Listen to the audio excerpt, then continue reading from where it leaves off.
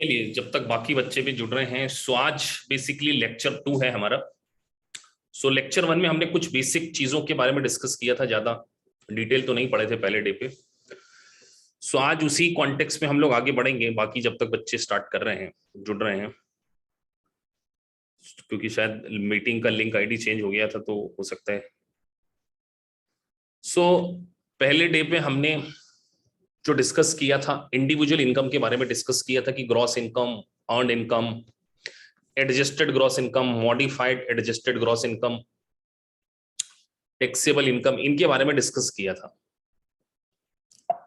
और उसके बाद हमने ग्रॉस इनकम को समझ लिया था। सर सेकंड लेक्चर है ये, अर्न इनकम के बारे में डिस्कशन हो गया था। एजीआई और मैगी को हम समझ चुके थे।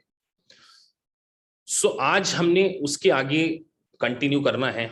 मैगी के बाद मॉडिफाई एडजस्टेड ग्रॉस इनकम। तो आप देखिए, आपको एक फॉर्मूला देखने को मिल रहा होगा जो कि इंडिविजुअल इनकम टैक्स का फॉर्मूला है। ये फॉर्मूला बहुत इंपॉर्टेंट है, मतलब इसके बेसिस पे आपको बहुत सारी चीजें समझ में आने वाली है। सो अगर हम जैसे देखें तो सबसे पहले आप देखिए, एक लिखा है ग्रॉस इनकम, और ग्रॉस इनकम में से बहुत सारे एडजस्टमेंट के बारे में हम यहां डिस्कस कर रहे हैं। तो मैंने आपको बताया था कि ग्रॉस इनकम में से जो एडजस्टमेंट माइनस करते हैं उसको हम बोलते हैं अबव द लाइन डिडक्शन, जिसके बारे में हमने एक लिस्ट पिछले लेक्चर में डिस्कस कर ली थी। उसके बाद अगला जो कॉन्सेप्ट है ग्रेटर ऑफ, ये वर्ड आप बहुत अच्छे से ध्यान रखिए, ग्रेटर ऑफ आइटमाइज डिडक्शन और स्टैंडर्ड डिडक्शन। तो सबसे पहले आपको यह समझना पड़ेगा कि सर स्टैंडर्ड डिडक्शन और आइटमाइज के बीच में क्या डिफरेंस होता है। तो अगर मैं यहां पर एक सिंपल सा वर्ड बोलूं, जैसे इंडिया में भी आप आपके इनकम टैक्स का रिटर्न फाइल करते हैं तो आप बहुत सारी डिडक्शंस क्लेम करते हैं, लाइक 80C की डिडक्शन क्लेम करते हैं, जैसे पॉलिसी आप इंश्योरेंस, लाइफ इंश्योरेंस पॉलिसी ले लेते हैं, मेडिक्लेम की पॉलिसी लेते हैं, 80D फाइल करते हैं। तो इसी तरीके से अमेरिका में भी अगर आपको ग्रॉस इनकम में से कुछ डिडक्शन लेना हो तो उसको बोलते हैं आइटमाइज डिडक्शन। तो हमने ये समझना है कि सर आइटमाइज के साथ में एक वर्ड लिखा है, आप ध्यान से पढ़िए, ग्रेटर ऑफ आइटमाइज डिडक्शन और स्टैंडर्ड डिडक्शन।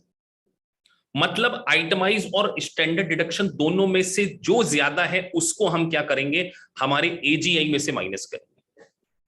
तो सबसे पहले हमें यह समझना पड़ेगा कि सर आइटमाइज क्या है और स्टैंडर्ड डिडक्शन क्या है। तो अगर बिल्कुल लेमन टर्म में आपसे बात करूं तो आइटमाइज होती है एक लिस्ट ऑफ एक्सपेंडिचर।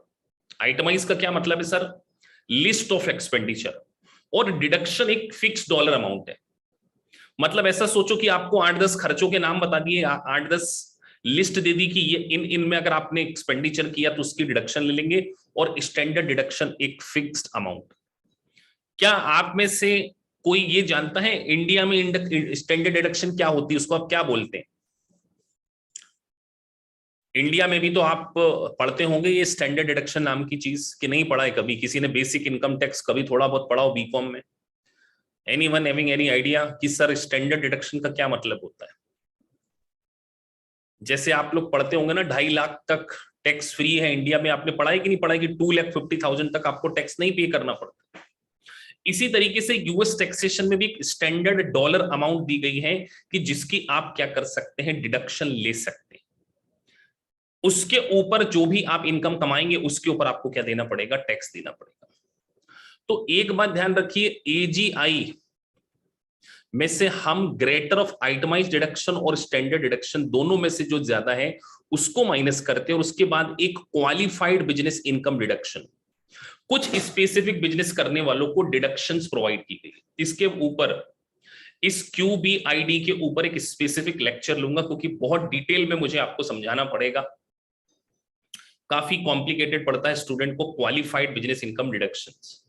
तो एक सेपरेट लेक्चर हम इसके ऊपर लेंगे, लेकिन आपको यह ध्यान रखना है कि सर एजीआई में से हम आइटमाइज और स्टैंडर्ड डिडक्शन दोनों में से जो ज्यादा है उसको क्या कर लेते हैं, इसकी डिडक्शन क्लेम कर लेते हैं।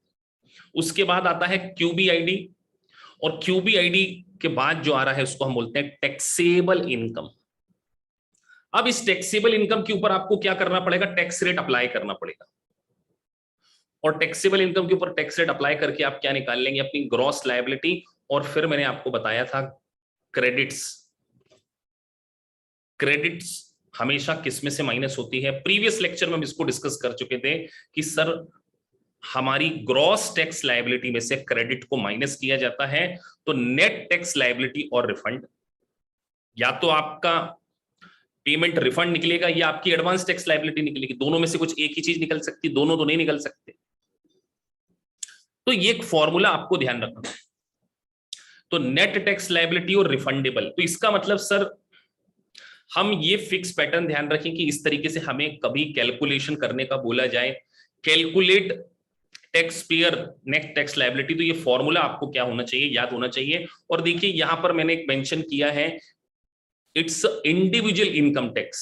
हम ये कॉरपोरेशन, एस कॉरपोरेशन, सी कॉरपोरेशन के लिए डिस्कस नहीं कर रहे, हम यहां पर ये किसके लिए डिस्कस कर रहे हैं, ये जो पूरा डिस्कशन हो रहा है ये आपका इंडिविजुअल के लिए। अब मैं बार बार आपसे बोल रहा हूं कि sir standard deduction versus itemised को आपको डे 1 से समझना है, वेरी इंपॉर्टेंट एस्पेक्ट। सो यहां पर मैंने एक डेफिनेशन मेंशन की है, the difference between the standard and itemised deduction, the standard deduction lower your income by fix amount. जैसे एक फिक्स डॉलर अमाउंट हो गया, लेट से $12,000, इस तक अगर आपकी इनकम है तो आपको किसी भी प्रकार का कोई टैक्स नहीं भरना पड़ेगा। और आइटमाइज डिडक्शन क्या है, list of eligible expenses, list of eligible expenses, कि आपको कुछ स्पेसिफिक एक्सपेंसेस की लिस्ट दी गई है, उसकी आप क्या कर सकते हैं, डिडक्शन क्लेम कर सकते हैं। तो मैं आपसे एक क्वेश्चन पूछता हूं, आप इस क्वेश्चन का आंसर देंगे, हम किस कंडीशन में स्टैंडर्ड डिडक्शन को लेना पसंद नहीं करेंगे। आपसे ऐसे एमसीक्यू पूछे जा सकते हैं, in what circumstances you will not take the standard deduction. कौन सी कंडीशन ऐसी होगी, अगर आपने अभी ध्यान से लेक्चर सुना है तो आप इस बात का आंसर मुझे दे सकते हैं। यहां से मैं हटा रहा हूं, मैं देखना चाहता हूं कि कितने स्टूडेंट इस बात को भी ध्यान रखते हैं। तो अक्षता लिख रहे हैं when itemized is greater than standard। बिल्कुल ठीक है कि अगर आपके पास लिस्ट ऑफ एक्सपेंडिचर ज्यादा है, आप सोचो यार, आप दूर मत जाओ, इंडिया में चलो, ये बात आपको डे 1 से समझनी पड़ेगी। लेट्स से हम यहां पे एग्जांपल लेते हैं, क्योंकि हमें बिल्कुल बेसिक चीजों को समझना है।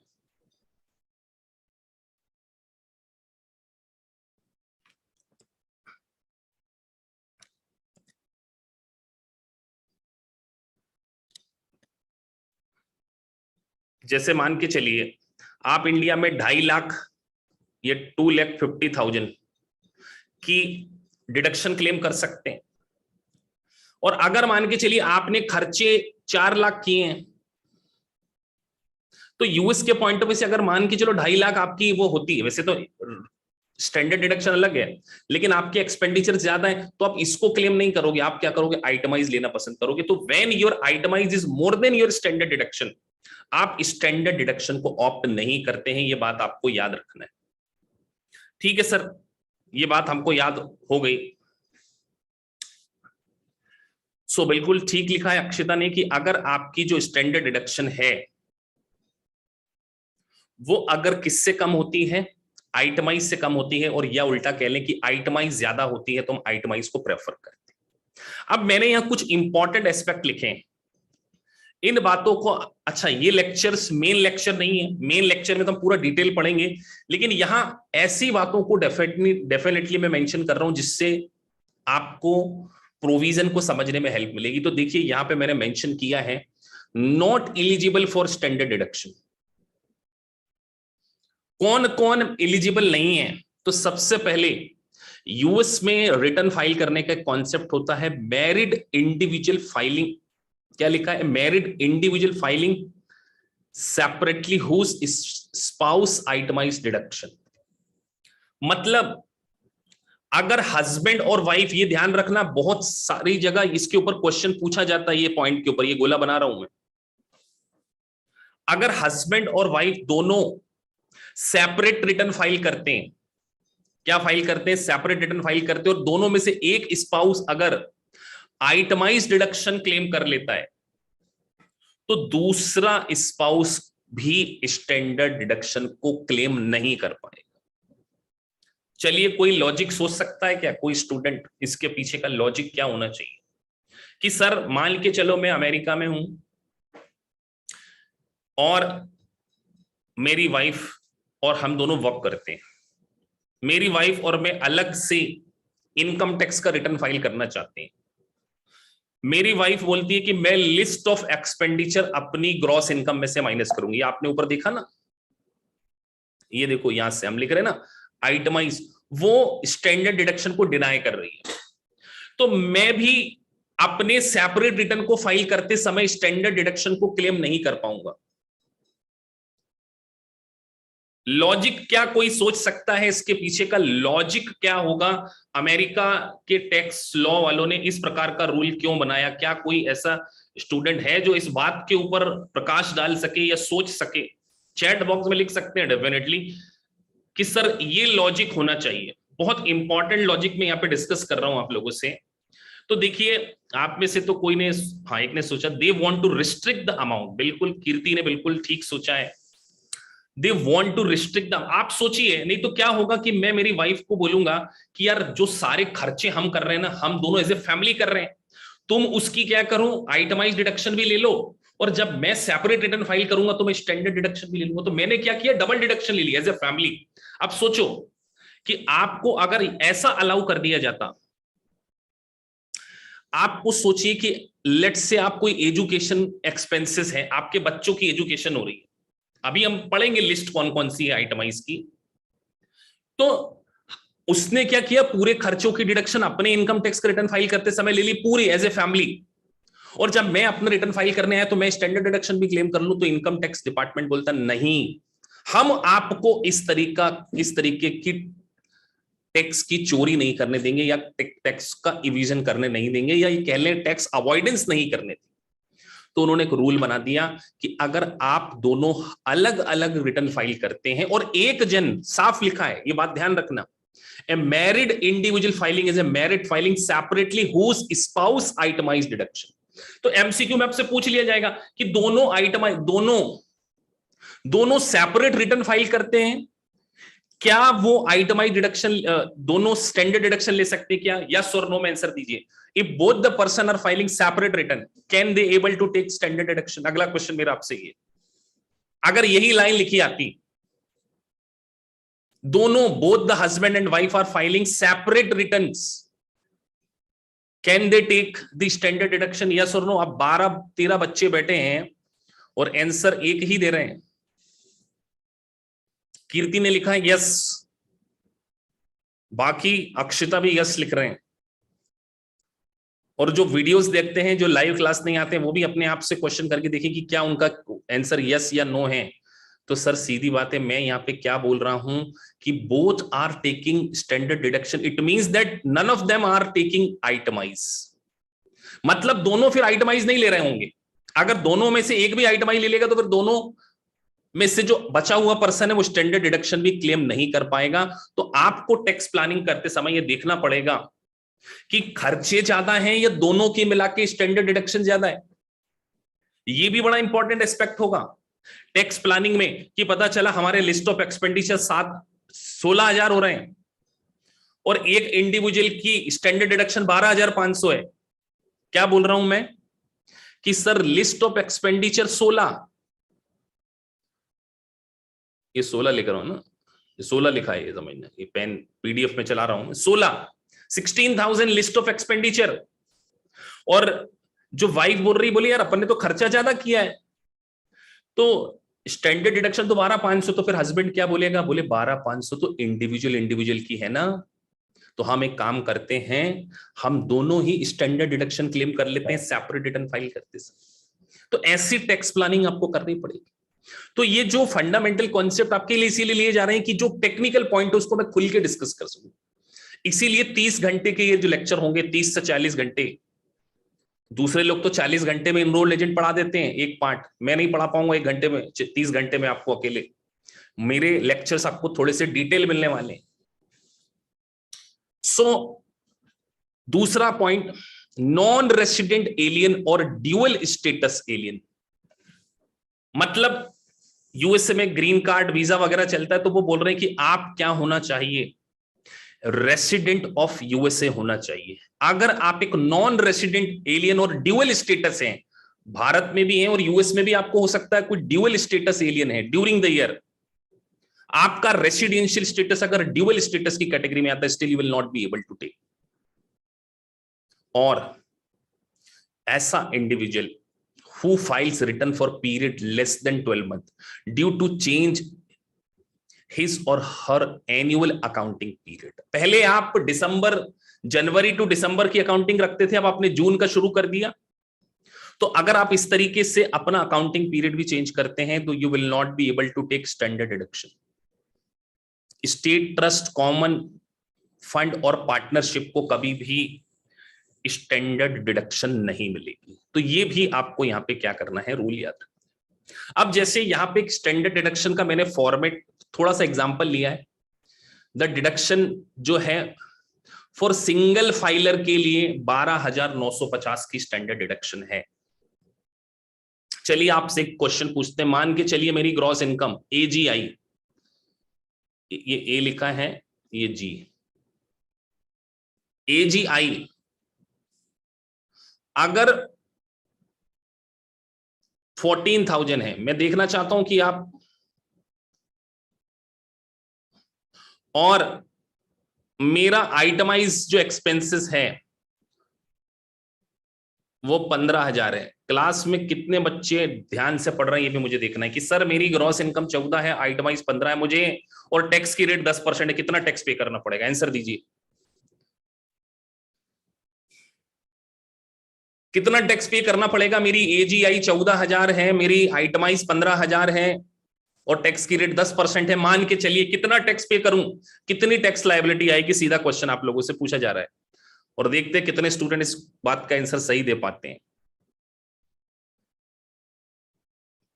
इसमें सोचने वाली बात नहीं होनी चाहिए, सच बोल रहा हूं, इसमें तो सोचने वाली बात थी नहीं, फिर भी बच्चे सोच रहे हैं। मतलब 2-3 स्टूडेंट ही लिख पा रहे हैं, तो सोचिए, अरे 14,000 सर इनकम है, आइटमाइज 15 हो गई, तो ऑब्वियस सी बात है 14 में से 15 तो जीरो ही बच गया ना, कोई टैक्स लायबिलिटी आना ही नहीं। विच एवर इज हायर, तो यहाँ 12,950 और 15 दोनों में से ज्यादा क्या है? आइटमाइज ज्यादा है, तो आप यहां पर आइटमाइज क्लेम करेंगे तो आपकी टैक्स लायबिलिटी क्या आएगी? जीरो आएगी। तो ये आपको एक अमाउंट दिया हुआ है स्टैंडर्ड डिडक्शन का कि सर अगर हम सिंगल यूजर हैं तो ये लिमिट है, कपल फाइलिंग सेपरेटली के लिए ये है, 19,400 for head of the house hold. बहुत सारे स्टेटस आप पढ़ेंगे जब मैं आपको EF का फर्स्ट पार्ट पढ़ाऊंगा, जो कि हमारी नई बैच 12 जुलाई से स्टार्ट हो रही, 12 जुलाई से। तो उसमें आप जब बैठेंगे तो पहले डे पे लेक्चर में हम इसको डिस्कस करेंगे, लेकिन मैं ये हमारी फंडामेंटल की क्लासेस अलग चलती रहेंगी अलग टाइम पे, और वो जो मेन क्लासेस हैं वो अलग चलती रहेंगी। तो जब आप उसको पढ़ेंगे तो आप उसमें देखेंगे। सो मैरिड कपल्स फाइलिंग ज्वाइंटली, सबके लिए लिमिट्स अलग अलग दी गई है। तो आज के लेक्चर में आपने केवल अभी यही समझा है कि सर दोनों में से जो ज्यादा है। अब टाइप्स ऑफ आइटमाइज डिडक्शन की यहां नाम लिख दिए मैंने, ये नाम लिख दिए। सर क्या ये सारी आइटमाइज हमें ध्यान याद रखना पड़ेगा क्या? अगला क्वेश्चन तो यही आता है। मैं बार बार आपसे बोल रहा हूं आइटमाइज का मतलब क्या है? List of expenditure. तो एक बार देखिए जरा, इसको आराम से पढ़िए और मुझे बताइए कितने स्टूडेंट इसको याद रख सकते हैं। एक बार आप पढ़ो, 2 मिनट का समय आप लो और पढ़ो इसको।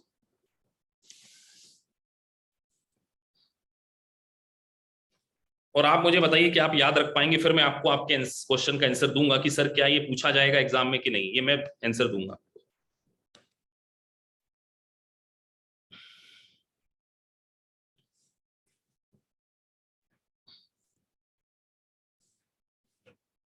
तो मेरा जो सजेशन है कि वो ये आपको याद रखना पड़ेगा।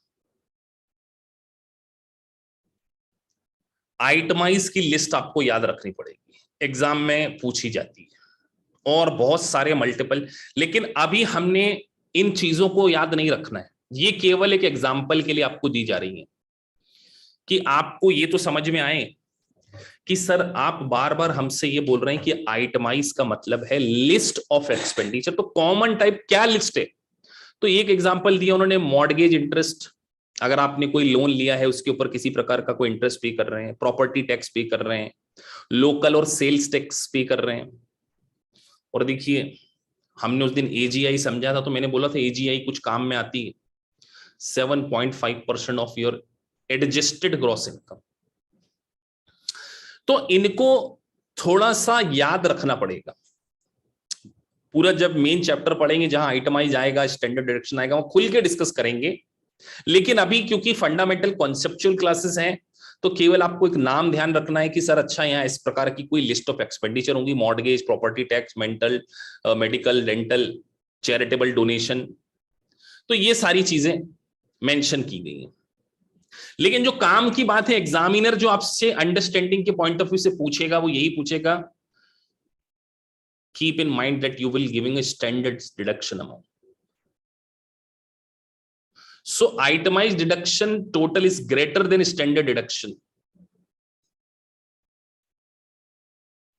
और अगर ऐसा नहीं है तो फिर आप अगर ये लिस्ट ऑफ एक्सपेंडिचर ज्यादा नहीं है तो ऑब्वियस सी बात है आप क्या करेंगे, स्टैंडर्ड डिडक्शन को क्लेम करेंगे। कुछ नए और वर्ड टर्मिनोलॉजी आ रही है, ऑल्टरनेटिव मिनिमम टैक्स। देखिए यूएस टैक्सेशन पढ़ना एक आर्ट है, बहुत सारे आइटम्स ऐसी आएंगी जो आने वाले समय में, अब मैं आपको यहाँ पे ऑल्टरनेटिव मिनिमम टैक्स के बारे में नहीं समझा सकता क्योंकि एएमटी एक अलग कॉन्सेप्ट है। यहाँ पे सिर्फ लिखा है if you are subject to AMT some or all of the item deduction you can claim may be reduce or eliminated. मतलब अगर आप एएमटी, एक होता है रेगुलर टैक्स जो कि इनकम टैक्स के रूल्स एंड रेगुलेशन के अकॉर्डिंग कैलकुलेट किया जाता है, और एक एएमटी एक अलग से रूल्स एंड रेगुलेशन से कि जिसके अकॉर्डिंग आपको मिनिमम इतना टैक्स भरना पड़ेगा।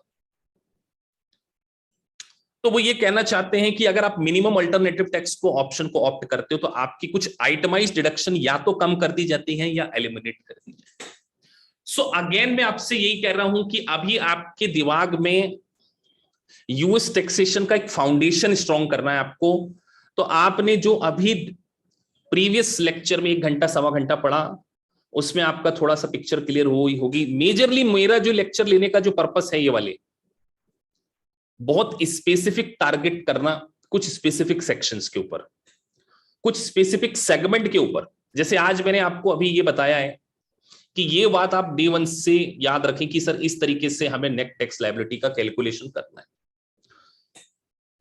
सो जैसे जैसे हम हमारी क्लासेस में फर्दर आगे बढ़ते जाएंगे आपको ये रियलाइज होते जाएगा कि सर हम कुछ बहुत स्पेसिफिक टारगेट्स कर रहे हैं। जैसे जो हमारा नेक्स्ट लेक्चर आने वाला है वो कैपिटल गेन के ऊपर स्पेसिफिकली कंपैरिजन चार्ट आएगा, section 1250, section 1231 property, section 1245 property. लेकिन अभी दूसरा ही लेक्चर है आज, तो मैं आज वो बात थोड़ी बहुत करूंगा, लेकिन अगले ऑनवर्ड से और भी कॉम्प्लिकेटेड और जो मोस्ट क्रिटिकल पार्ट है उसको हम इन लेक्चर्स में डिस्कस करेंगे, जिससे कि जब आप मेन लेक्चर पढ़ें तो आपके दिमाग में हो कि सर ने पहले ही इन चीजों को अच्छे से समझा रखा है। सो हम डिस्कस कर रहे थे सर कि दोनों में से जो ज्यादा होती है उसी की हम क्या करते हैं, डिडक्शन लेते हैं। और अभी हमें ऐसी लिस्ट याद रखने की कोई जरूरत नहीं है, राइट नाउ जरूरत नहीं है। तो जैसे मैंने आपको उस दिन क्लासिफिकेशन ऑफ इनकम में 3-4 बातें कही थी, अगर आप प्रीवियस लेक्चर में मैंने बोला था कि आपको अगर यूएस टैक्सेशन में मास्टरी करनी, वही चार्ट को मैं वापस से दोहरा रहा हूं थोड़ी देर के लिए।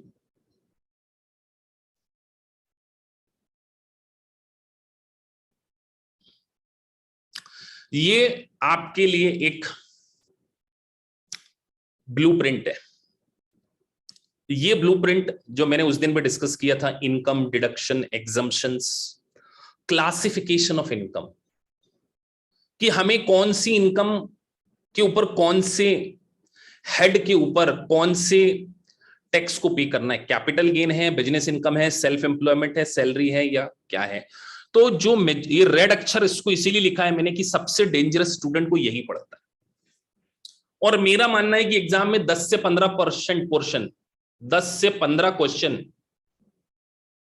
आपको कैपिटल गेन के ऊपर देखने को मिलेंगे अगर आप यूएस सीपीए के एग्जाम आने वाले समय में देने जा रहे हैं। और अगर आप इनरोल्ड एजेंट का जब पार्ट 2 पढ़ेंगे तो वहां पर भी कैपिटल गेन हैवीली टेस्टेड है। तो ये एक फंडामेंटल क्लासेस है। तो मैंने एक डिसीजन ये लिया कि जब इसका पोर्शन ही 10-15% है, 10 से 15% पास और फेल डिसाइड कर देता है, तो क्यों ना इसके ऊपर पूरा एक डिटेल लेक्चर हम स्टार्ट कर दें। तो आज ऑफिशियली मैं आपके साथ में जो डिस्कस करने जा रहा हूं वो कैपिटल गेन के बारे में डिस्कस करने जा रहा हूं। मतलब मैंने पूरी तैयारी कर रखी है आपको कैपिटल गेन को पूरा इन डेप्थ पढ़ाने के लिए। आज तो हम बेसिक बातें करेंगे क्योंकि एकदम से आप सभी का बैकग्राउंड ग्रेजुएशन ही है, आपके साथ में अगर बहुत हैवी बातें हमने कर ली तो हो सकता है कि आपको चीजें समझ आने की जगह और कॉम्प्लिकेटेड लग जाए, और स्टार्टिंग में मैं किसी भी स्टूडेंट का कॉन्फिडेंस नहीं गिराना चाहता, दैट्स व्हाई। सो जैसे मैंने आपको बताया कि एक बिजनेस में इनकम के बहुत सारे सोर्सेस हो सकते हैं सर। बिजनेस हो सकता है, सैलरी हो सकता है, इन्वेस्टमेंट इनकम हो सकता है, और इसी तरीके से अगर आप उस इन्वेस्टमेंट को सेल करते हैं तो क्या आता है, कैपिटल गेन। तो बेसिकली अगर आपको कैपिटल गेन को अंडरस्टैंड करना है तो आपको सबसे पहले यह समझना होगा कि कैपिटल एसेट्स किसको बोलते हैं। मतलब अब जब कभी भी आप प्रैक्टिकली क्वेश्चंस कर रहे होंगे तो आपके दिमाग में सबसे पहला क्वेश्चन यही आना चाहिए कि कैपिटल एसेट्स किसको बोलते हैं। तो आपको एक सिंपल सी definition, almost everything you own and use for personal or investment purpose is a capital asset. Simple सी डेफिनेशन क्या बोल दी मैंने आपसे, almost everything you own and use for personal or investment purpose is a capital asset. अब ये बात आपने अगर समझ ली तो मैं आपसे 4-5 एग्जांपल देता हूं, आप मुझे बताएंगे ये कैपिटल एसेट है कि नहीं, और सभी लोग बताएंगे। मान के चलो मेरा एक बिजनेस है और मेरे पास पूरा डिजिटल सेटअप है, ये लैपटॉप से मैं पढ़ा रहा हूं, मेरा एक स्टूडियो है पूरा। बताइए this is my capital assets और नॉट? पहला क्वेश्चन तो मैंने आपसे यही कर लिया, this is my capital assets और नॉट। कीर्ति लिख रहे हैं दिस इज कैपिटल एसेट, अक्षता लिख रहे हैं this is capital asset, Syed भी लिख रहे हैं। ऋष तुम क्या लिख रहे हो जरा प्रकाश डालेंगे क्योंकि आप बिल्कुल एग्जाम देने जा रहे हैं। तो बाकी सब लिख रहे हैं कि मेरे पास जो डिजिटल सेटअप है, मैं जो AKPS इंस्टीट्यूट में चलाता हूं, this is my capital asset. Rohit Ranjan भी लिख रहे हैं कैपिटल एसेट। ईश नारंग तुम लिखो जरा, क्योंकि यस नो मुझे दिख नहीं रहा, मैं देखना चाहता हूं। जबकि मैं यहां पे बार बार एक वर्ड यूज कर रहा हूं कि almost everything you own and use for personal or investment purpose is an a capital asset. फिर भी आप बोल रहे हो कि सर ये कैपिटल एसेट। अरे मुझे बताइए, मैंने जो एक डिजिटल पैनल लगाया हुआ है, ये जो लैपटॉप है, ये क्या मेरी बिजनेस की एसेट है? ये मेरी क्या पर्सनल? मैं इसको पर्सनल यूज नहीं कर रहा हूं, मैं अपना एक स्टूडियो डाल के बैठा हूं, या मेरे पास एक बिल्डिंग है जिसके ऊपर मैं डेप्रीशिएशन क्लेम करता हूं, जिसके ऊपर मैं डेप्रीशिएशन क्लेम करता हूं, तो उसको हम बोलेंगे सेक्शन 1231 प्रॉपर्टी। नाम याद रख लेना। क्या बोल रहे हैं सर? Section 1231 property. अरे ऐसी एसेट जिसको आप बिजनेस के लिए यूज कर रहे हैं वो कैपिटल एसेट्स कैसे हो गई? Almost everything you own and use for personal or investment purpose is a capital asset. अब मैं आपसे अगला क्वेश्चन पूछता हूं, आपके पास 50 लाख पड़े, 50 लाख रुपए इंडियन समझ लेना, और आप उठाकर एक पार्टनरशिप में इन्वेस्ट कर देते हो,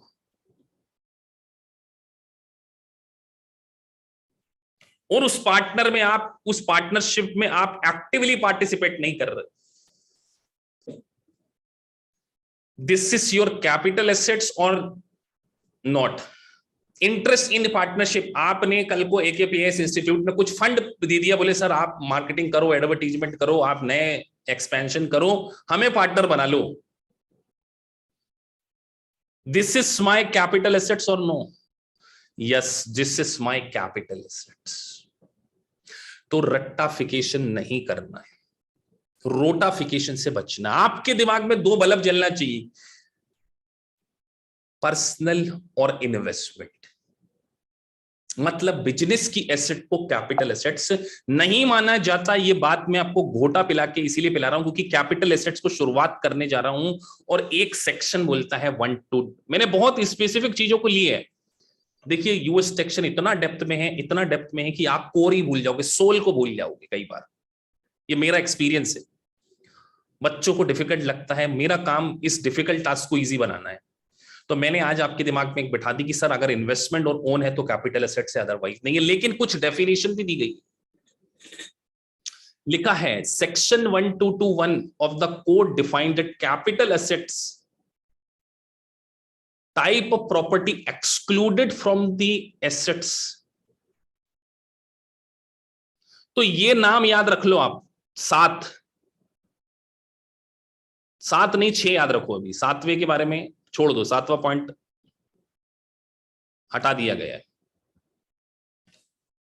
तो पहला word inventoriable stock in trade and property held primary for sale to customer in the ordinary course or trade of business. बस मतलब सर अगर मैं एक रियल एस्टेट एजेंट हूं और मेरे पास अगर कोई बिल्डिंग है, मेरे पास कोई बिल्डिंग है, उसको मैं ऑर्डिनरी कोर्स में बेचता और खरीदता हूं, तो आपको यह बात ध्यान रखना है कि वो आपकी कैपिटल एसेट नहीं है। क्योंकि यहां पर एक लिखा है विद द फॉलोइंग एक्सेप्शन। क्या लिखा है? थोड़ा सा साइज बढ़ा देता हूं, नहीं दिख रहा होगा कई बच्चों को।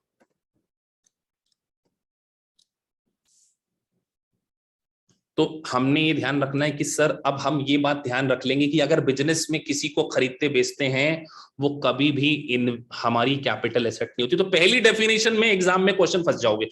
बस इतने पे भी क्वेश्चन पूछते, depreciable business property and real estate use in trade and business. तो दो बातें आपको याद हो गई। सर अगर कोई मेरा स्टॉक है ना, वो कभी भी कैपिटल एसेट नहीं हो सकता।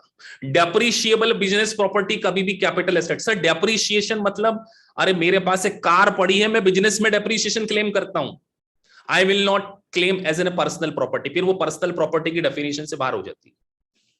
कॉपीराइट, म्यूजिक, आर्टिस्टिक कंपोजिशन, ये भी कैपिटल एसेट्स की डेफिनेशन से बाहर किए गए। अकाउंट रिसीवेबल, आपकी बुक्स में डेटर्स आ रहे हैं, किसी से पैसा लेना आ रहा है, उसको भी बाहर किया गया है।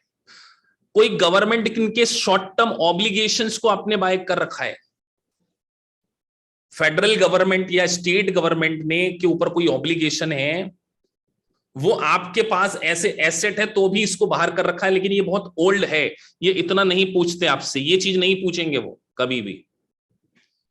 गवर्नमेंट के कोई पब्लिकेशंस हैं, वो भी नहीं पूछते। लेकिन इन तीन के ऊपर सबसे ज्यादा क्वेश्चन आपको देखने में, मतलब आपको ये बात ध्यान रखना। और एक मैंने आपको बताया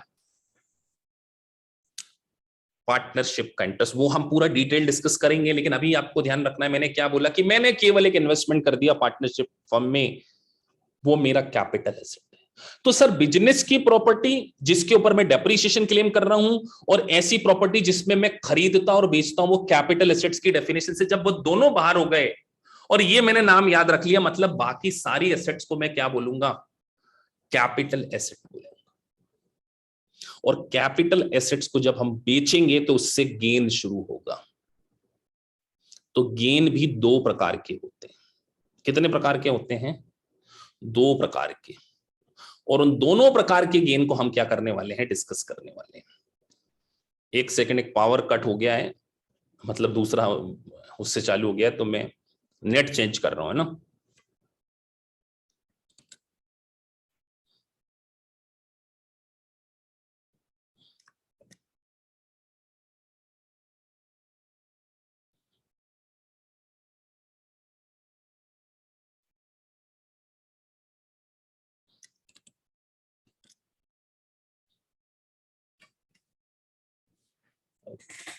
हाँ बटन दबा दो,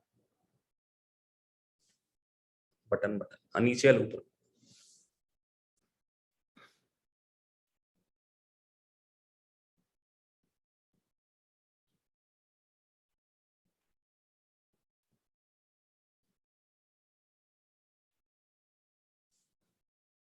हाँ जी। सो सर हम बात कर रहे थे कैपिटल एसेट्स के बारे में, आपने हमको डेफिनेशन समझा दी। अब आप एक वर्ड बोल रहे हो सर, कैपिटल गेन भी दो प्रकार के होते हैं। एक तो होता है short term capital gain,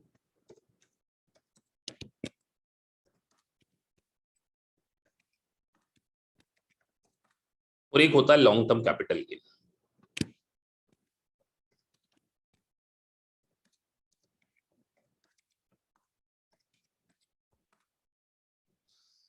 short term मतलब लेस देन 12 मंथ। अगर आपके पास कोई एसेट 12 महीने से कम समय के लिए है तो उसको हम क्या बोलेंगे, शॉर्ट टर्म कैपिटल गेन। और अगर 12 महीने से ज्यादा है तो वो लॉन्ग टर्म। अभी इनके टैक्स रेट के बारे में भी डिस्कस करेंगे, लेकिन आपको एक बात और मैंने समझानी है, वो ये एक कैलकुलेशन ऑफ टैक्स है। ये एक बहुत डेंजरस सिचुएशन वाला पार्ट है। मतलब आपके और यूएस टैक्सेशन के पास होने के बीच में जो कैपिटल गेन में ये वाला जो एक कॉन्सेप्ट है ना, ये गोला जो मैं बना रहा हूं, ये ग्रीन हो गया है अभी, ये इतना इंपॉर्टेंट कॉन्सेप्ट है कि अभी तो मैं आपको केवल एक बेसिक बात बता रहा हूं इसके ऊपर, लेकिन एक दिन में पूरा अमाउंट रियलाइज के ऊपर स्पेंड करने वाला हूं, सिंगल डे। आपको यहां पर एक वो दिख रही होगी अमाउंट, वो दिख रहा होगा कैलकुलेशन ऑफ कैपिटल गेन। मतलब जितने भी स्टूडेंट पढ़ते हैं रेगुलेशन या यूएस टैक्सेशन, वो इस अमाउंट रियलाइज में बहुत ज्यादा कंफ्यूज हो जाते हैं।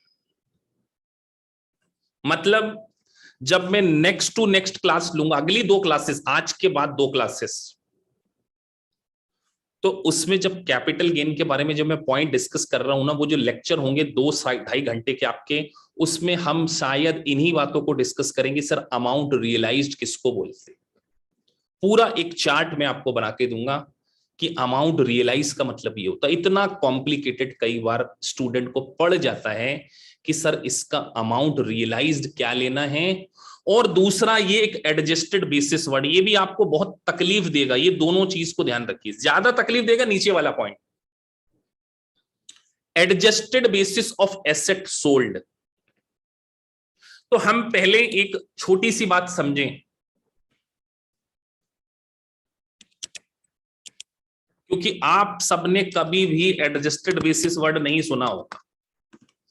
अब कुछ स्टूडेंट पूरा टेक्स्ट पढ़ के भी इस क्लास को बैठ रहे हैं, तो थोड़ा सा उनको पेशेंस रखना होगा, क्योंकि उनको पता है, क्योंकि मैंने पढ़ा दिया है। और मैंने पढ़ा दिया तो ऑब्वियस सी बात है, मैंने समझा भी दिया होगा अच्छे से। लेकिन आपको मैं एक हिंट दे रहा हूं, अगर आपको कैपिटल गेन के क्वेश्चन सही करना है तो एक बात याद रख लो, एडजस्टेड बेसिक चाबी है, जिसके बिना आपका न्यूमेरिकल गलत हो जाएगा। और जब आप यूएस सीपीए की एग्जाम देने जाओगे तो सिमुलेशंस में सबसे ज्यादा कंफ्यूजन आपको एडजस्टेड बेसिस में ही होने वाला है, ये मेरी गारंटी है। तो जब मैं आपको एक एडजस्टेड बेसिस समझाऊंगा तो पूरा डिटेल एडजस्टेड बेसिस के ऊपर ही समझाऊंगा कि what is the meaning of adjusted basis. 4-5 तरीके से समझाऊंगा, रोल ओवर, कैरी ओवर, ये सब हम समझेंगे। लेकिन अभी हम बेसिक, बिल्कुल बेसिक, दूसरे क्लास में अगर मैं एकदम हैवी पॉइंट ले लूंगा तो बच्चों को कंफ्यूजन हो सकता है। लेकिन क्योंकि आपके अंदर कॉन्फिडेंस भी डेवलप करना और आपको पहले से बता देना कि सर इन पॉइंट्स के ऊपर हमें तकलीफ आ सकती है, तो सबसे पहले एक ऊपर लिखा अमाउंट रियलाइज्ड।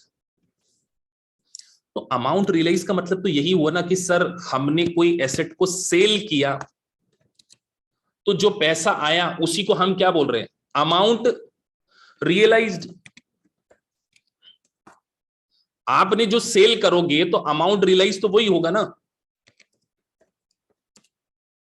तो सर या तो आपके पास कोई कैश हो सकता है, तो पहली चीज उन्होंने समझाया कि अमाउंट रियलाइज का क्या मतलब है।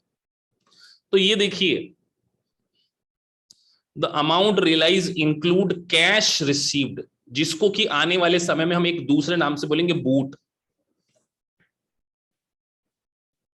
मतलब आपको कोई एसेट में कोई पैसा मिल रहा है, उसको रियलाइज में कंसीडर किया जाएगा। और दूसरा है अजम्पशन फॉर डेप्ट बाय द बायर। ये बात भी समझ लीजिए, assumption of debt by buyer. तो एक पहली चीज हमने क्या लिखी, कैश। दूसरी चीज हम लिख रहे हैं यहां पर assumption of debt assumed by buyer. चलिए इसको भी समझ लेते हैं। आपके पास एक कार है, वो मेरे को पसंद आ गई है, और कार आपने ना एसबीआई से लोन लेकर ली, एसबीआई से लोन लिया आपने, और कार के ऊपर एसबीआई का लोन चल रहा है 1,00,000 रुपीज। लेकिन मुझे आपकी कार पसंद आ गई है। मैंने बोला यार ये कार के मैं आपको 25,000 तो देने को तैयार हूं, प्लस ये जो एसबीआई का लोन है ये मैं पे कर दूंगा, आई विल पे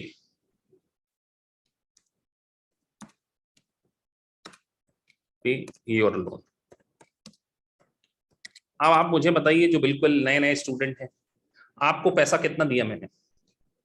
आपके लिए अमाउंट रियलाइज कितना होना चाहिए? कॉमन सेंस से, आपने कहीं भी नहीं पढ़ा हो तो भी आप कॉमन सेंस से बताइए कि आपके पास पैसा कितना आया होगा। तो सर सीधा गणित है सर। एक तरफ तो आपने, बाकी बच्चे क्यों नहीं बोल रहे, मैं थोड़ा सरप्राइज हूं बेटा। अगर यही बात समझ में नहीं आएगी, पार्टिसिपेशन नहीं होगा, तो जिंदगी में एक तरफा मोहब्बत कभी शम्मी सलूजा ने करी ही नहीं है। और एक तरफ कम्युनिकेशन तो होना ही नहीं चाहिए। वन वे कम्युनिकेशन मतलब आपको समझ में नहीं आ रहा है, अगर कोई चीज का आंसर पूछा जा रहा है और आप आंसर ही नहीं दे पा रहे हैं, तो साइलेंस मींस एक्सेप्टेंस। मैं ऐसा मान के चलूंगा कि आपको समझ में आ गया है, और फिर आगे क्वेश्चन पूछना बंद कर दूंगा अगर आप बता ही नहीं पा रहे हैं, सोच ही नहीं पा रहे हैं। सर सीधी बात है, 25,000 रुपए आपने हमें दिए और हमारे एक लोन का रीपेमेंट कर दिया, तो अल्टीमेटली आपने हमें 1,25,000 दिए। आपने हमें 1,25,000 दिया है, तो हमारे लिए अमाउंट रियलाइज में कैश और assumption of debt by buyer, मतलब अगर उसने हमारा कोई डेट भी ले लिया उसको भी हम क्या मानते हैं, अमाउंट रियलाइज। और तीसरा वर्ड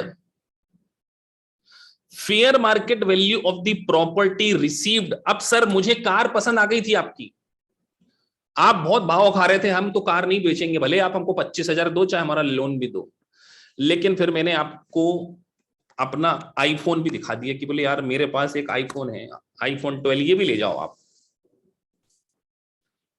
और आपने मार्केट में पता करी, उसकी फेयर मार्केट वैल्यू बहुत सस्ता हो गया, अब तो 50,000 रुपए में आ रहा है। तो आपके लिए कंसीडरेशन क्या हो गया कि सर आप सोचो, कार देने के बदले में एक तो 25,000 का कैश मिला सर, प्लस सर 1,00,000 रुपए आपने लोन भी पे कर दिया, और आपने एक प्रॉपर्टी दी जो कि फेयर मार्केट वैल्यू 50,000 में बिक जाती, तो सर वो भी तो मेरे लिए हो गई। आप फिर नहीं माने, बोले कार तो हमारी इतनी कीमती है कि आपका आईफोन आप लोन और 25,000 भी दे दो तो भी हम कार नहीं देंगे। फिर हमने आपको ब्रह्मास्त्र बोला, बोले यार हम है ना सीपीए पढ़ाते भी हैं, हम एक चार्टर्ड अकाउंटेंट हैं, और हम एक सर्टिफाइड पब्लिक अकाउंटिंग का कोर्स पढ़ाते हैं, हम आपके बच्चे को वो कोर्स फ्री में पढ़ाने को तैयार है। आप अब खुश हो गए, अच्छा कि आप हमारे बच्चों को पढ़ाना भी चाहते हो और बदले में आपका दिल हमारी कार पे आया है। और हमने मार्केट में पता करा कि सीपीए की जो मिनिमम फीस है, हम एक राउंड फिगर ले ले रहे हैं 1,00,000 रुपए। तो बस अब आपने पूरा गणित लगा लिया, बोले सर एक तो सलूजा जी 25,000 दे रहे हो, लोन का भी रीपेमेंट कर रहे हो, एक प्रॉपर्टी दे रहे हो, और एक सर्विस भी परफॉर्म करके दे रहे हो, तो ये सब मिलाकर हमें ही तो मिल रहा है। इसी को हम क्या बोलते हैं, fair market value of service received. और अब आपने हमें ढूंढने के लिए किसी ब्रोकर को ढूंढा होगा। हमारी और आपकी मुलाकात कैसे हुई, एक ऑटो डीलर के द्वारा हुई। आपकी कार हमें पसंद आई तो कहीं ना कहीं वो ऑटो डीलर के पास थी, उस ऑटो डीलर ने आपसे बोला सलूजा जी से मैंने आपको बुलाया है, मैं आपसे कमीशन लेना चाहता हूं, तो वो कमीशन को आप यहाँ पे क्या कर देंगे, माइनस। तो इस तरीके से जो चीज निकल कर आएगी उसको हम बोलेंगे अमाउंट रियलाइज्ड। क्या बोलेंगे? तो ये कहानी सुनाने का पर्पस ये था कि आप कभी एग्जाम में भूल ना जाना, आपको ये समझ में आना चाहिए कि आपके बिहाफ पे कुछ किसी ने कर दिया, वो भी आपको ही मिला है। अब आपने अगर किसी के बिहाफ पे कोई लोन अज्यूम कर लिया तो क्या करना चाहिए? अगला क्वेश्चन मेरा ये हो सकता है कि सलूजा जी ने एक दुकान से कुछ सामान उधारी ले रखा था और आप उस दुकान वाले को जानते थे, बोले सलूजा जी आपने इतना कुछ किया है यार, आपके ऊपर एक छोटा सा बिल चल रहा है, एक दुकान के ऊपर आप आइसक्रीम खाने गए थे, $500 का बिल चल रहा है, ये सब डॉलर पे लिखा है, वो हम पे कर देंगे। बताइए अब यहां पर उस $500 को क्या करोगे? प्लस करोगे कि माइनस करोगे? अगला यहां लिखा नहीं है पर मैं आपसे पूछ रहा हूं कि मेरा लोन अब आप लोगों में से किसी ने पे कर दिया तो उसको क्या करते हैं? बच्चे बोल रहे हैं सर क्या ये भी कंसीडरेशन प्लस में आ जाएगा? ये अमाउंट रियलाइज है क्या? ये अमाउंट आपको मिल रहा है क्या कि आपके जेब से जा रहा है? क्वेश्चन तो यही है। अरे बेटा इसको प्लस क्यों करोगे? अरे इसको तो माइनस कर दोगे ना। आप सेलर ने अज्यूम कर लिया डेट, प्लस क्यों करोगे इसको? यार मेरे को कार चाहिए, मेरे पे लोन चल रहा है, आप उस लोन का रीपेमेंट कर रहे हो तो अल्टीमेटली आप मुझे पेमेंट दे रहे हो, तो यहां से उसको माइनस। यहां लिखा नहीं है लेकिन कई बार ऐसी चीजें आ जाती हैं, आने वाले समय में आप देखेंगे, तो उसको हम क्या करेंगे? यहां पर माइनस कर देंगे, क्योंकि अमाउंट यहां लिखा नहीं है, बट ध्यान रखना कि ऐसी चीजें भी आपको, तो नोट्स में क्वेश्चन बनाया हुआ है जो मैंने ओरल आपको समझा दिया। अभी ये सेगमेंट खत्म नहीं हुआ है, लेकिन एक साथ सारे सेगमेंट को पढ़ा भी नहीं जा सकता, तो हमने छोटे छोटे स्टेप्स में चलना है, बेबी स्टेप्स में चलना है, क्योंकि यूएस टैक्सेशन स्पेशली बच्चों को कंसेप्चुअली दिक्कतें आती हैं। तो अब हम एक अगला कॉन्सेप्ट और पढ़ने जा रहे हैं, जो मेरा नेक्स्ट लेक्चर होगा ना, वो बहुत ज्यादा क्रूशल होने वाला है, क्योंकि आज तो मैं आपसे छोटी छोटी बातें डिस्कस कर रहा हूं, लेकिन अगले लेक्चर में मैं आपको पूरा 1250 1231 ये नाम मैंने सेक्शन मैंने एक आपको लेक्चर डाला है कि हम बहुत डिफिकल्ट चैप्टर को यहां पे फिनिश करने वाले हैं, डिफिकल्ट सेक्शंस को। तो आप ये समझिए कि जो अब हम सेगमेंट स्टार्ट कर रहे हैं, ये कैपिटल गेन को और पूरे बिजनेस इनकम को समझने में बड़ा क्रूशल रोल प्ले करने वाला है। सो आज हम एक डिस्कस कर रहे हैं सेक्शन 1250, इसमें भी आपको बहुत कॉम्प्लिकेशन पड़ सकता है। तो एक वर्ड आ रहा है अनरीकैप्चर्ड, इस सेक्शन का नाम क्या है? अनरीकैप्चर्ड सेक्शन 1250, सुपर डुपर इंपॉर्टेंट। जितने स्टार आप बना सकते हो इस पे बना लो, सीपीए की एग्जाम में आपको इसके ऊपर क्वेश्चन देखने को बहुत सारे मिल जाएंगे, और चाहे ये की एग्जाम हो यूएस टैक्सेशन की, इस सेगमेंट के ऊपर कोई पेपर नहीं बनेगा जिसमें इसके ऊपर 3 या 4 क्वेश्चन ना बन गए। मिनिमम 3 to 4 क्वेश्चन, ये जो सेक्शंस के नाम मैं ले रहा हूं, 1250, 1231, 1245, इन सारों का एक कंबाइंड लेक्चर भी मैं आपके साथ में लेने वाला हूं। 1231, तो अभी हमने ये समझना है अनरीकैप्चर्ड सेक्शन। तो पहले आपके सामने एक छोटी सी डेफिनेशन लिखी हुई है, इस डेफिनेशन को हमेशा के लिए याद कर लेना। इन अनरीकैप्चर्ड सेक्शन 1250, इसका नाम ही यही है, is the gain you earn after selling section 1231 asset for which you claim depreciation tax in previous year। छोटी छोटी बातें। सर आप ये कहना चाहते हैं कि आप हमें कैपिटल गेन पढ़ा रहे हैं? क्या पढ़ा रहे हैं सर? Capital gain. और आज आपने बोला कि सर अगले लेक्चर में जब आप लेंगे तो 2-3 सेक्शन को साथ में डिस्कस करेंगे। अभी से एडवांस में बता दे रहा हूं ताकि आप नेक्स्ट लेक्चर को बड़े ध्यान से अटेंड करें। 1231, 1250, ये 3 सेक्शंस को पूरा कंबाइंड एक चार्ट के थ्रू, एक प्रॉपर पीपीटी के थ्रू डिस्कस करेंगे। लेकिन आज मुझे आपको आज के इस लेक्चर में 10 से 15 मिनट में कॉन्सेप्ट समझाना है उस सेक्शन का नाम है सेक्शन 1250, और सेक्शन के साथ में एक वर्ड लिखा है अनरीकैप्चर्ड।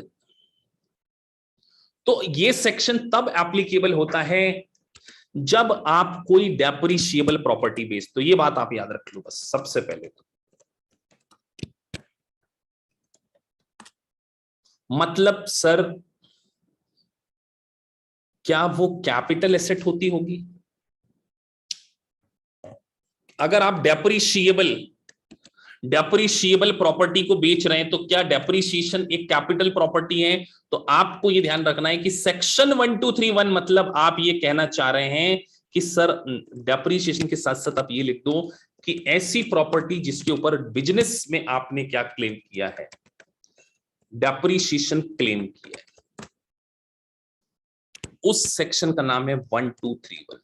अगर कोई बिजनेस की प्रॉपर्टी जिसके ऊपर आप डेप्रिसिएशन क्लेम करते हो और उसको सेल करते हो और आपको अगर गेन आता है, तभी सेक्शन 1245 एप्लीकेबल होगा। पहली बात तो ये ध्यान रखना है, सबसे डे वन पे अपने दिमाग में यही बिठा लेना कि सर सेक्शन 1250 तभी एप्लीकेबल होता है जब ऐसी प्रॉपर्टी जिसके ऊपर आपने डेप्रिसिएशन क्लेम किया है। पहली बात, बिजनेस एसेट क्या होना चाहिए? वो बिजनेस एसेट होना चाहिए, पहला दिमाग में ये बिठाया आपने, ठीक है सर। अब उसके बाद सर ये तो आपने बता दिया, आगे क्या? कुछ 3 की पॉइंट्स मैंने यहां पे लिखे हैं, की पॉइंट्स, क्योंकि यहां पे मैंने बहुत हॉट टॉपिक को डिस्कस करना है। सो यहां पर एक बात वो बोल रहे हैं कि रिकैप्चर्ड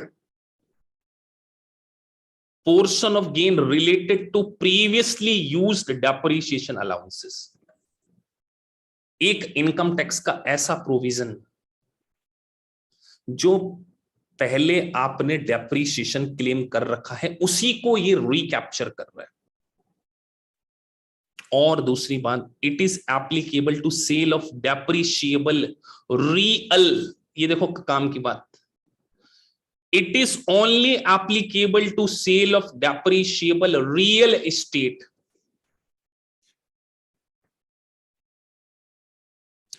और तीसरी काम की बात, 1250 gain are usually tax at 25% maximum rate. अभी पूरा डिटेल समझेंगे लेकिन ये उसकी हाइलाइट्स हैं।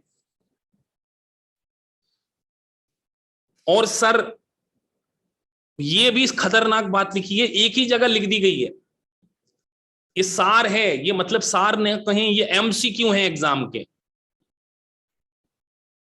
इससे आपको एक चीज समझ में आती है कि सर अगर हम कभी जिंदगी में सेल्फ नोट्स बनाने जाएं तो ऐसे की टेकअवेज आपको खुद को लिख लेना चाहिए, ताकि आप चीजों को बहुत अच्छे से, एक आपको मैं हिंट भी दे रहा हूं कि जब आप पूरा सेगमेंट मुझसे पढ़ेंगे, क्योंकि मुझे तो पूरा डिटेल पढ़ाना है आपको, पार्ट 1 हो, पार्ट 2 हो, पार्ट 3 हो, या सीपीए का रेगुलेशन हो, लेकिन जब आप खुद भी रिवाइज करने जाएं तो ऐसे की टेकअवेज हर सेक्शन के बाद।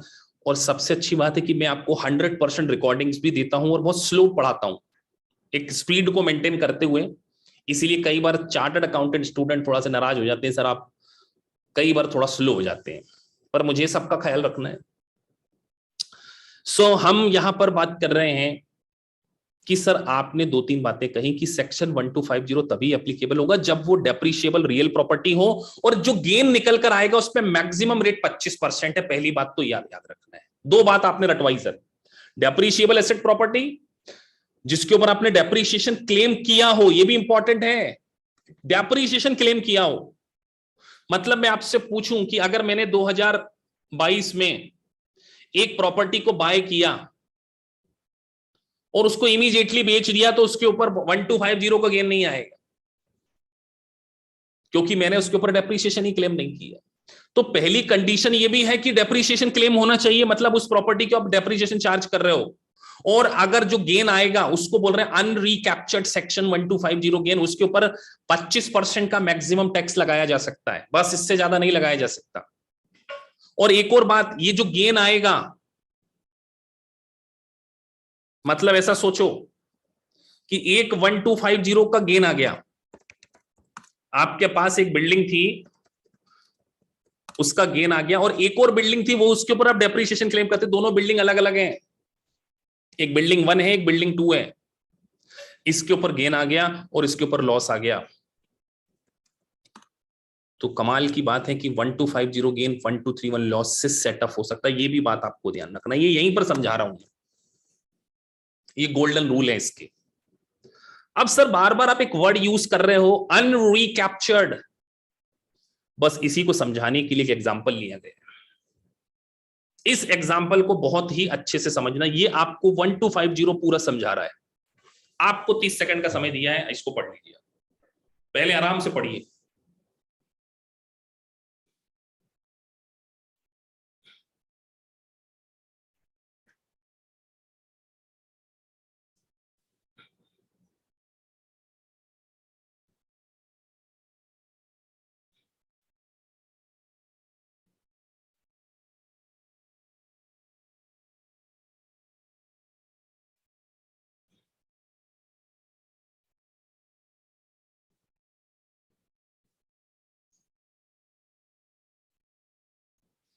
तो सर यहां पर एक एग्जाम्पल आपने दिया है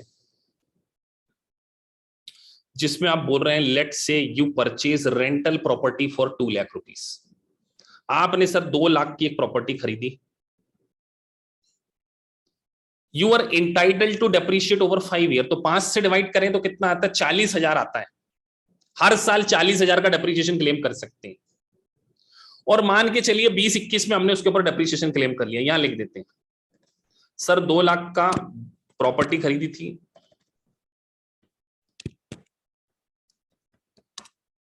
5 साल लाइफ थी सर। तो सर डेप्रिसिएशन जो आता है 2 लाख डिवाइडेड बाई 5, 40,000, और 2 साल हम डेप्रिसिएशन क्लेम कर रहे हैं। तो इसका मतलब सर उसकी जो एडजस्टेड बेसिस, इसी को बोलते हैं एडजस्टेड बेसिस माइनस करने के बाद, ये आ गया सर 1,20,000 बेसिस आ गया। इसको हम क्या बोल रहे हैं? बेसिस।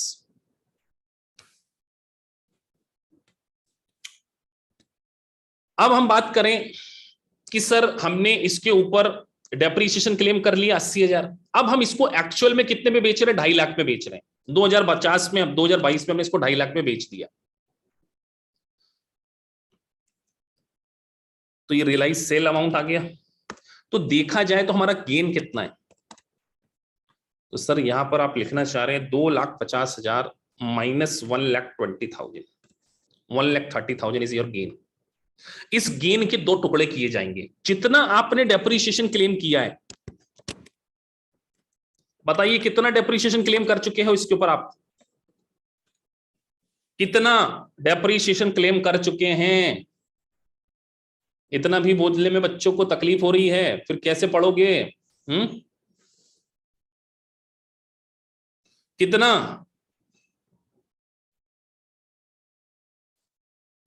सर 80,000 का डेप्रिसिएशन आप क्लेम कर चुके हो। तो बस जितना डेप्रिसिएशन क्लेम कर चुके हैं, क्योंकि वो तो बिजनेस से माइनस किया होगा अपने बिजनेस इनकम का कैलकुलेशन करते समय, तो यहां पर ध्यान रखिए जितना डेप्रिसिएशन आपने क्लेम किया उसी पोर्शन को हम क्या बोलते हैं?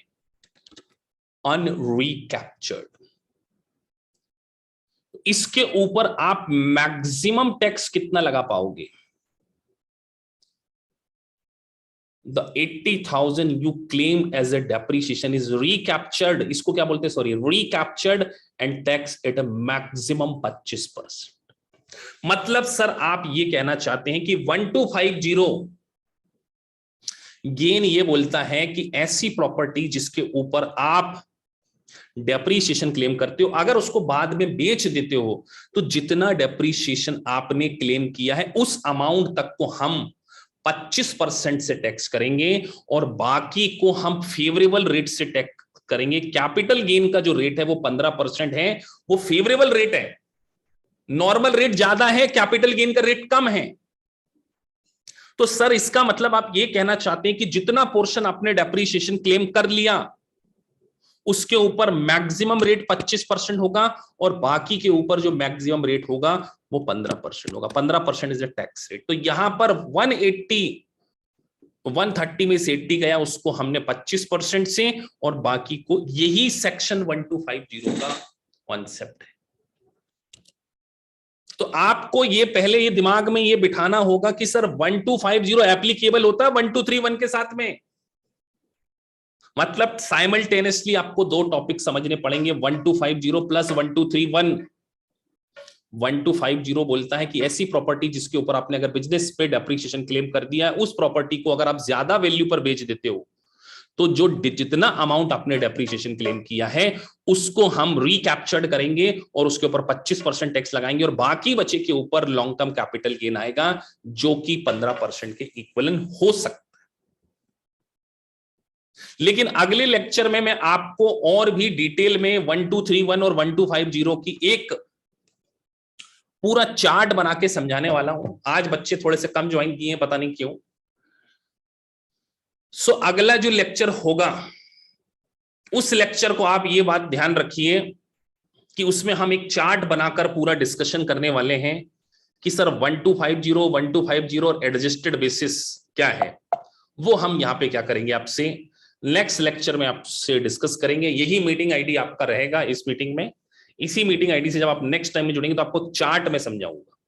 तब तक आज के इस लेक्चर को आप क्या करें, प्रॉपर तरीके से रिवाइज कर सके और पहला और दूसरा फंडामेंटल लेक्चर को टुगेदर पोर्टल पे भी अपलोड कर दिया जाएगा, वेब पोर्टल पे भी, जिससे कि आप इनको टाइम टू टाइम रिवाइज कर सके। मेन लेक्चर आपकी जो नई बैच है वो 12 जुलाई से स्टार्ट होने जा रही है, फर्स्ट पार्ट।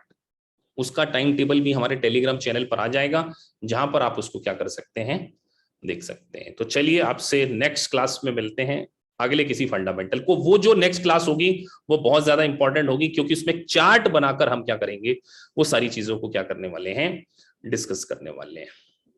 नेक्स्ट क्लास का जो टाइमिंग है वो आपका पूरा डिसाइडेड शेड्यूल है, मैं आपको बता देता हूं। फंडामेंटल का जो टाइमिंग है